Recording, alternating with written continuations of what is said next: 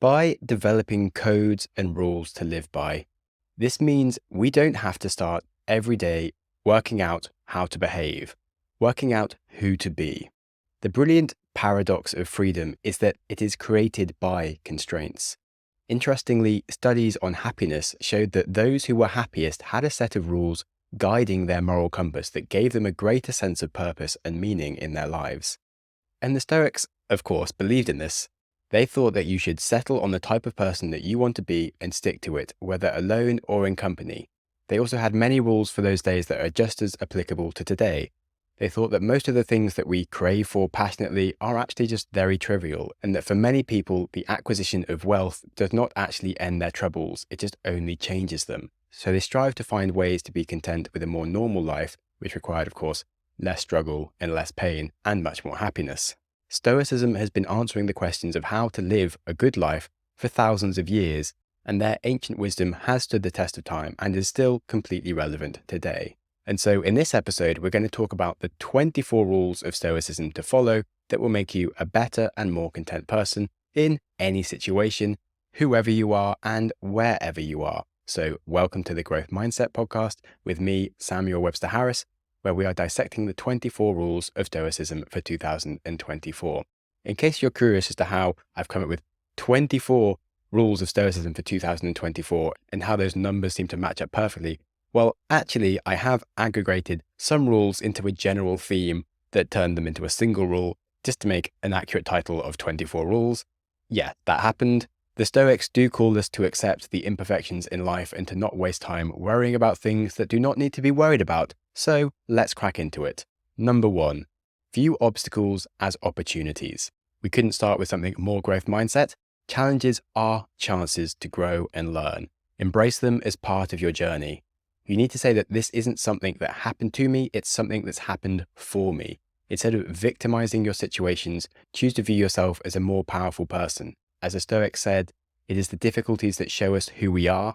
And Alex Hormozy has a really great saying that if you commit to doing a new hard thing, like a new hobby this year or starting a business, etc., and then when it gets hard, you shouldn't be like, oh, this is so difficult. You should be like, yes, it's hard. I planned to do a hard thing and now it's hard. This means I'm actually doing the thing. So the obstacle is the way. And if you're doing something hard, that means it's probably worth doing.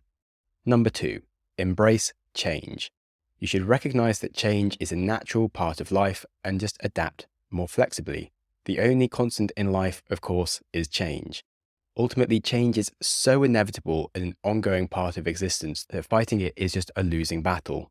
Life is dynamic and not static, and the ability to adapt to changing circumstances is crucial for resilience and for growth. In the modern day, things are changing so fast that if you don't embrace change, you are going to be a failure. When I started this podcast 7 years ago, the landscape was dramatically different, and my podcast would definitely be dead if I hadn't changed from what I was doing 7 years ago.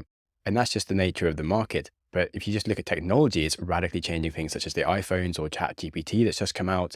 They say now that ChatGPT won't replace your job necessarily, but someone that knows how to use ChatGPT effectively will take your job. And so you have to skill up, you have to embrace change and take on new things. And a similar rule to this is to be able to accept the whims of fate. You should just understand and adapt to the unpredictable nature of life, which Nietzsche was a huge advocate of as well when it came to accepting fate. Life is about finding peace in the inevitability of fate instead of resisting it. So imagine someone who's facing an unexpected health challenge. Rather than succumbing to despair, if they can just accept this new reality and find ways to adapt their lifestyle and their mindset, they can live a happier life.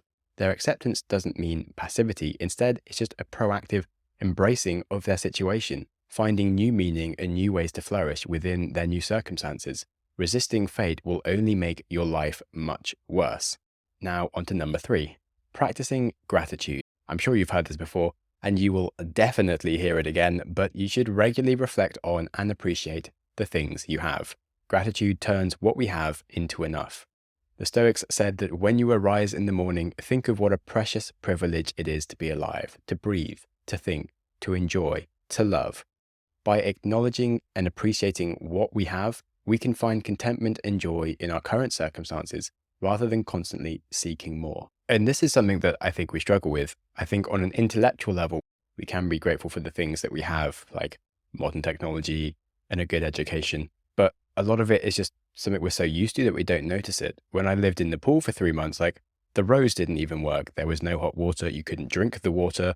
And there was no such thing as office jobs. You basically just work in a farm, making no money, or in the tourism trade. And certainly coming back to the Western world, I'm just so grateful to be able to get in a car and go on a road and get somewhere within an hour. It's insane. You totally can't do that in Nepal. So cultivating different experiences that can actually help some gratitude for the things you have is really valuable. And on the subject of gratitude, a similar rule that I'm just going to stick in this one is living according to nature and embracing your natural human capacities and living in harmony with the natural world, which I think comes from a sense of gratitude for what you have. As Lao Tzu says, nature does not hurry, yet everything is accomplished. And I think if you embrace the natural rhythm in life, in your actions, and just recognize that nature's pace, though often unhurried, is effective and purposeful, you can be calmer and you can be more grateful. Now, that might mean things like choosing to walk or cycle rather than driving, might mean spending time outdoors or making decisions that align with your natural cycles and the environment, like eating seasonally and locally sourced foods. And I think that has a really grounding effect on you that helps you feel more grateful. And I think another thing that helps with gratitude is accepting just imperfections, because part of nature is imperfection. And that means that you can also embrace the imperfections in yourself and the world around you. Instead of trying to control everything or wishing for things to be different, you can accept them as they are and be grateful for what is, instead of seeking some kind of like weird, more perfect version of whatever it is that you have. And now, rule number 4, cultivating mindfulness. So try and be present in the moment and acutely aware of your thoughts, feelings, surroundings, and actions without the rush to judge them. This creates increased awareness. And by creating this increased awareness, we can be more accepting and less needy or rushed to form an opinion or respond with an action. The present moment is the only time over which we have dominion, and we should learn to treat it like that. This relates heavily to a very important concept about avoiding imagined troubles. And the Stoics really believed in not suffering from worries and fears that might never materialize, because the stuff that you're worried about, it will happen or it won't, but worrying doesn't affect it. And we often suffer much more greatly in our imagination than in reality. So instead, cultivate mindfulness and just be more present in the moment without letting your mind wander through the stretches of time just to make your current life more difficult when there's no need for it. Rule number 5, ask, is this essential? Constantly question the necessity of your actions and choices. Doing the thing is doing the thing. Nothing else is doing the thing. Talking about the thing, planning the thing, posting on social media about the thing, cleaning up before you do the thing, or getting a better laptop, phone, or desk setup for the thing is not doing the thing. Only doing the thing is doing the thing. And so if you ever want to do something, just work out what that thing is and do that instead of having a bunch of other stuff around you. And then, of course, the Stoics loved cutting back on anything that wasn't essential. The rule was say no to anything non-essential. Decline what is unimportant, and by doing that, it creates space for what matters. It's not about daily increases, but often it's about a daily decrease. Hack away the inessentials. Bruce Lee actually said that it's not about daily increase, but a daily decrease. Hack away the inessentials.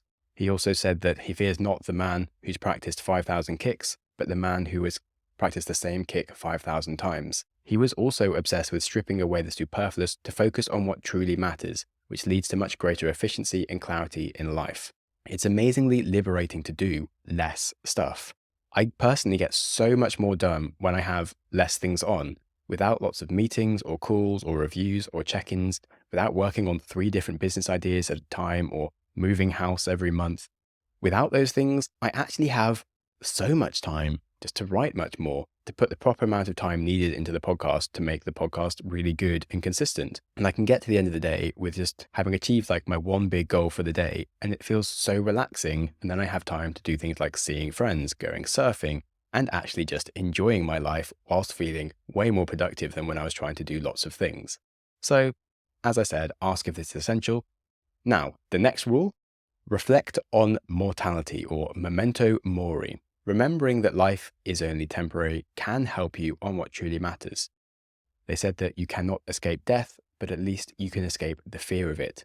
So you should always choose to live in every moment fully rather than allowing yourself to just pass time waiting for things. Because so many of us have these ideas of things that we think will be good for us in a few years' time when something is more perfect or something magically appears and the right partner's there for us or the right job is there for us. And actually, we just need to go and do stuff right now. And as part of seizing the moment, they had the phrase to live as if reborn. You should approach each new day as a new life, a fresh start. In fact, it was the Buddha who said that each morning we are born again, and what we do today is what matters most. And the idea of viewing each day as a new beginning is so powerful. It's an opportunity to start afresh, to make choices that reflect our best selves. It's about letting go of the past, letting go of our mistakes, and focusing on the potential of the present. And on the subject of the present, rule number 7 is to value time properly. Recognize your time as the most valuable resource you have and use it wisely. It's the only resource that is finite and will run out. You can make more money, you can get more stuff. You can't ever get time back. Like Warren Buffett is worth like $100 billion, but he's in his late 90s. No one in their right mind would want to be Warren Buffett, even though he has all the money in the world, because what are you going to do? You're going to be able to spend it maybe for like a year. You're too unhealthy to do anything and you're going to die soon. Time is way more important than money. So you must use it wisely. The Stoics said that while we wait for life, life passes. So hurry up and live. They said that life is very short and anxious for those who forget the past, neglect the present, and fear the future. However, life is long if you know how to use it. So value time properly and don't let external things warp your sense of what is truly valuable. And again, reflecting on how external things can affect us, the rule number 8 is to focus on what you can control. You should direct energy and effort towards things only within your power. If it's up to you, it should get 100%. If it's not up to you, it should get 0%. All energy spent into things that aren't under your control is just wasted energy. And so part of this actually is to start setting realistic expectations, understand and accept the limits of your control over external events. If you've ever heard the serenity prayer, it says to grant me the serenity to accept the things that I cannot change, the courage to change the things that I can, and the wisdom to know the difference. We must recognize the boundary between what is and isn't within our control, and then make peace within that understanding.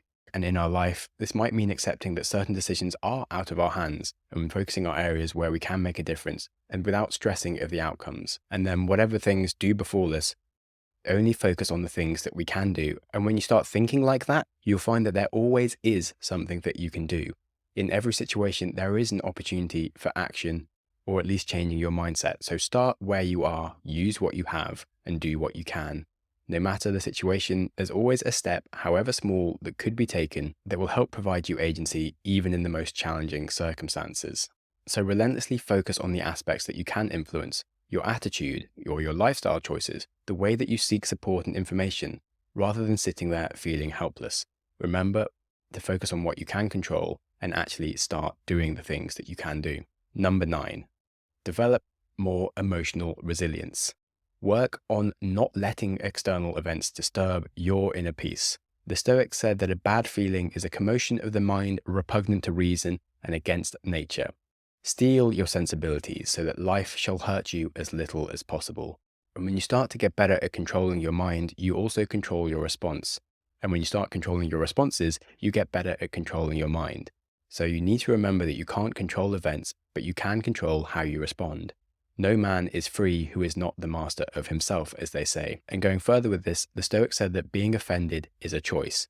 You are the person that controls your reactions to anyone else's actions or words. Gandhi, in fact, said that nobody can hurt me without my permission, which showed that this is just as present and powerful thousands of years later. Being offended or hurt, to a degree, is a choice. We have the power to choose our response to other people's words and actions.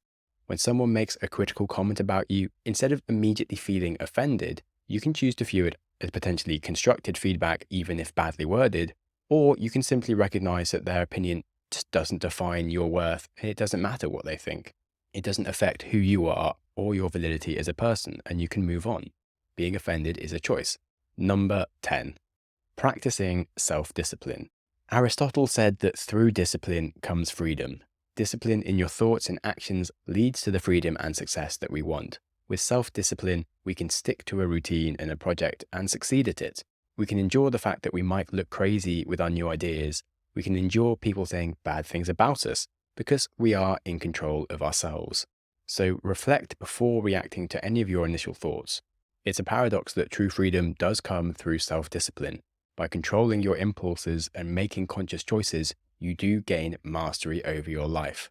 And part of self-discipline is cultivating patience, which also has many other benefits. But you should practice being patient with situations, with people, with yourself, because no great thing is created suddenly. Another paradox when it comes to growth and success is that it's often cripplingly slow for a very long time and then surprisingly fast. On the subject of Warren Buffett, he's made annually 20% growth every year for like 70 years, but that means that 99% of his wealth was created after he turned 50, even though he'd been working amazingly since he was 20 until 50, earning 20% each year. So remember that the greatest way to ruin things is to lose patience and act quickly and irrationally. And on the subject of that, rule number 11, let go of anger and resentment. You have to work on forgiving and understanding rather than holding grudges. This has been said in many different places that to harm another person is actually harming yourself. We are interconnected. Your actions do affect others.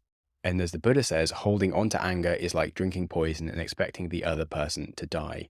You have to learn how to forgive. And it can be really horrible and really unnatural, but you have to realize that forgiveness is not as much a gift to the other person where you are losing out by forgiving them. Forgiveness is actually a gift to yourself. If a friend betrays your trust, you can harbor anger against them and you can never be friends with them again. And great, you just no longer have the benefit of them in your life and you harbor all this resentment. But if you can choose to forgive, that doesn't mean like condoning their actions, but just freeing yourself of the burden of resentment at least. Maybe you can become friends again, maybe not, but at least you don't hold the whole burden of resentment within you. And whether or not you want someone to like you or become friends with them again, the best revenge is usually just to not be like them or the actions that caused you the hurt. You can overcome negativity by embodying positivity and just being a better person, because reacting to something doesn't actually make you any better and certainly doesn't make you more mature. And now a quick pause for a breather whilst we discuss some of my wonderful advertisers that keep the show running.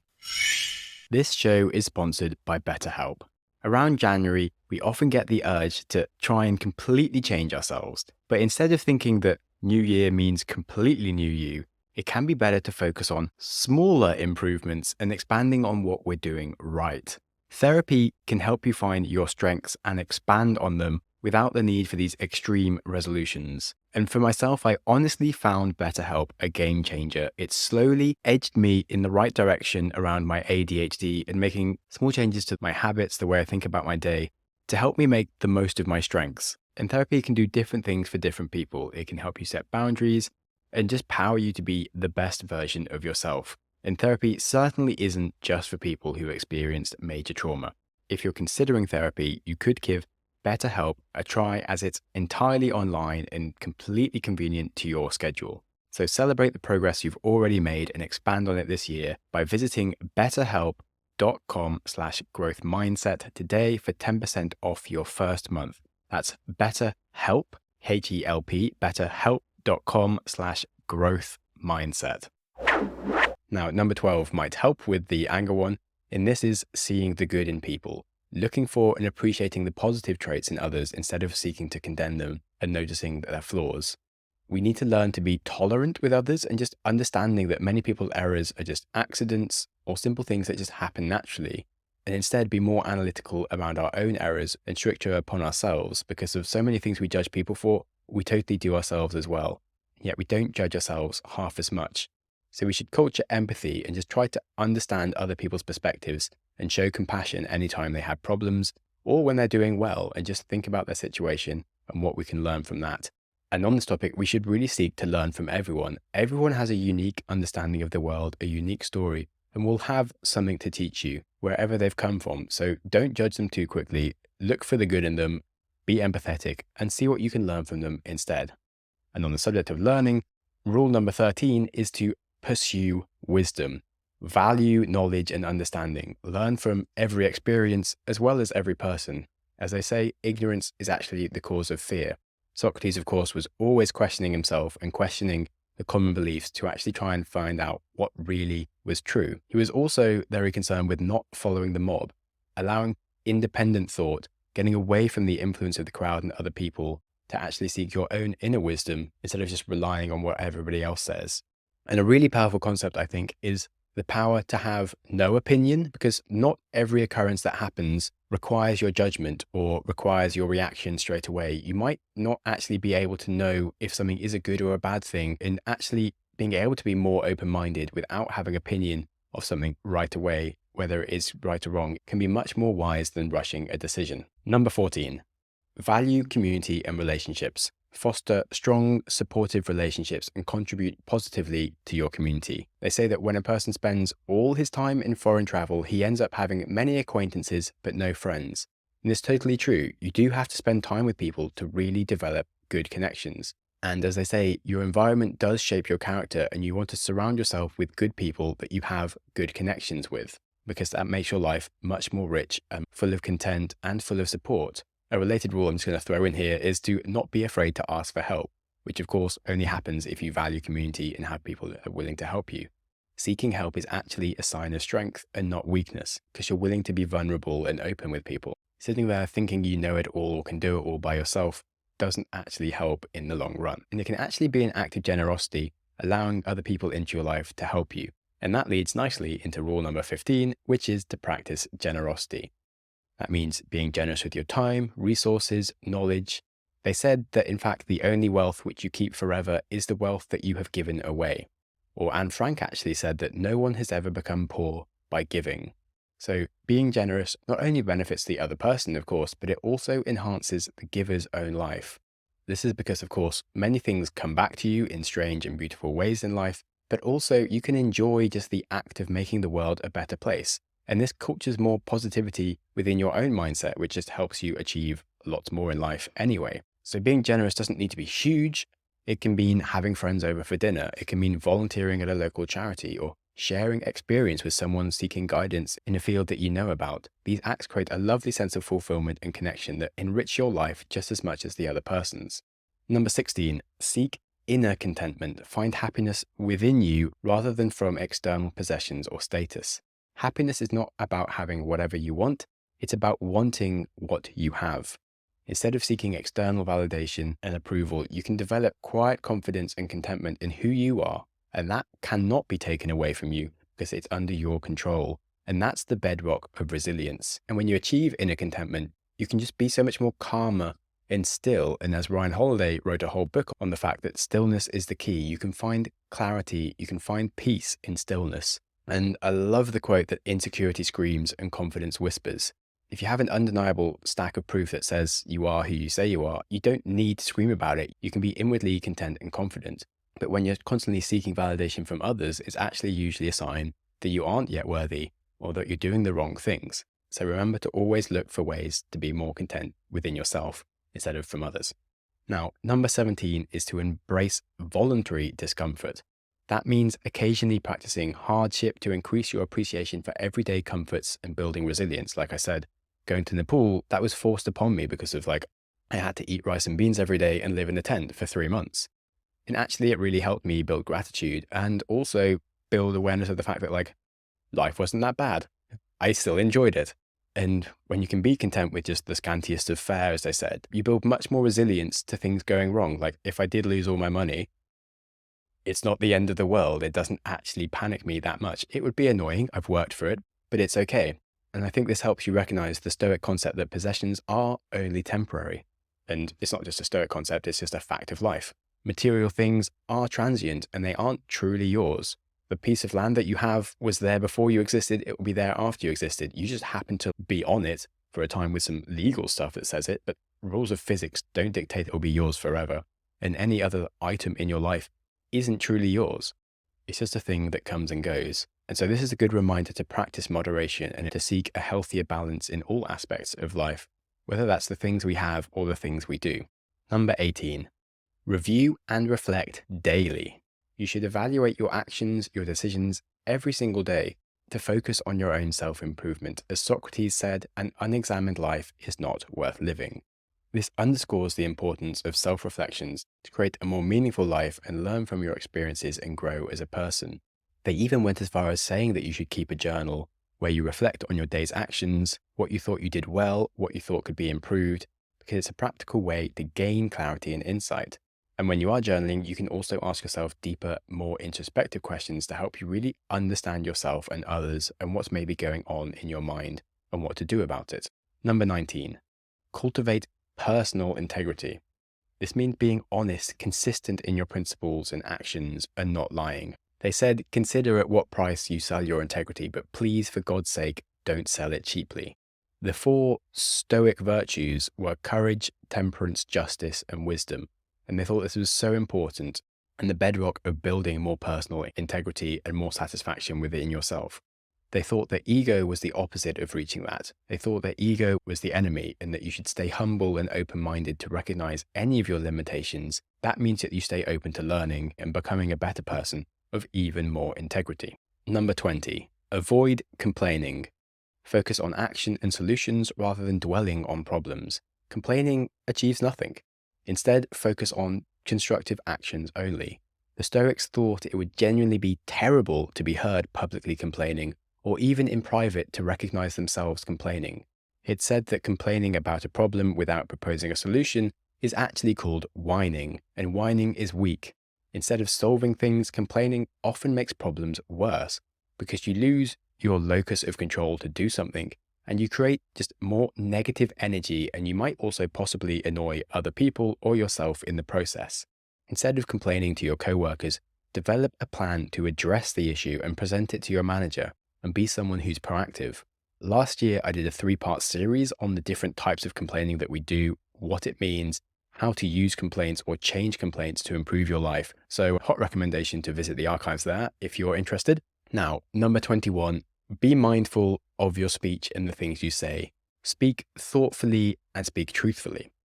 First, learn the meaning of what you say, and then only should you speak, because it's better to trip with the feet than with the tongue, as they said. One of the great things about writing is you get to understand what the limits of what you know and what you don't know, but often when you're speaking out loud to others, you can start just saying lots of things and actually dig yourself into a hole. So the Stoics thought it's better to listen more than you speak. You actually learn more by listening to others than by talking. We have 2 ears and 1 mouth so that we can listen twice as much as we speak. And that's the rule they tried to follow. Number 22. We're getting close now. Finding joy in simple things. So they really did like appreciating the simple pleasures in life. It's the nature of the wise to resist pleasures, but the foolish to be a slave to them, as they said. So in the modern day, that means like TikTok, smoking, whatever addictions or eyes that fill your lives are mostly foolish, and they take away our own power. When we rely on things that are like easy pleasures to get, we depend on them for our emotional well-being and for our resilience. And that actually makes having self-discipline harder and makes so many other things in our life more difficult. Whereas if we just appreciate simpler things, we don't need to strive for more stuff or more distractions and more addictions when we're actually happy within ourselves with less. We don't need to please other people with our stuff when we're happy with what we have. And they really preached about detaching from materialism, focusing on experiences and relationships rather than material possessions. They said that how trivial are the things that we want so passionately, when in fact he with the most is the person who is content with the least. For many men, the acquisition of wealth does not end their troubles, it only changes them. And remember from the rule to practice gratitude earlier that gratitude turns what we have into enough. And now rule number 23, if you didn't see this coming, I'll be most surprised, but rule number 23 is to adopt a growth mindset. Now, a lot of the rules so far have actually been very related to growth mindset, but more specifically, they did have the rule to view life as an opportunity for continuous growth. They were obsessed with seeking challenges. They thought that growth and strength came from overcoming challenges. They told people to focus on the process and not the outcome, to concentrate on how much effort you give rather than the result that you get, and instead told people to define their own version of success, because success should align with your values and not external standards. And that it's much better to make small daily progress, and that life boils down to just making daily progress and aiming for small, consistent improvements in your life instead of hoping for some instant big win, just sitting down and toiling through the hard work of getting slightly better day by day. And so many different aspects that just all boil down to growth mindset. So rule number 23, growth mindset. And finally, rule 24, cultivating inner strength. And that means developing the strength to face life's challenges with calmness and resilience. Strength does not come from physical capacity, it comes from an indomitable will. And that reminds us that true strength is just a matter of will and character. It's not physical. It's about developing the resilience and the capacity to face life's challenges with composure, and whatever 2024 throws at you, you are able to deal with it. And I hope that all of these rules will help serve you in some way to make 2024 a brilliant year, because there's lots of potential in it. We've got the whole year to go, so good bloody luck. And whether 2024 goes how you want it to or not, remember that the Stoics did say that you should love everything that happens and more fatty. So free 25th rule there is to embrace and value every life experience that you have. Accept the things to which fate binds you. Love the people with whom fate brings you together, but do so with all your heart. So thank you so much for listening to the Growth Mindset podcast today. And if you enjoyed any of the points today, do feel free to share it with a friend, because that's how podcasts grow. If you are feeling unusually kind and generous, feel free to whack a good review onto YouTube, Spotify, or Apple, because it's much appreciated. And I do read all the comments on Spotify and YouTube if you have them. If you do have any questions about the podcast or suggestions, or if you want to chat, then you can email me at growthmindsetpodcast@gmail.com. And with that, I bid you adieu. Remember that life is to be enjoyed, and that's not something you should put off to a future date, because then you'll keep on putting it off. So be kind to yourself, and whilst you're at it, be kind to someone else too.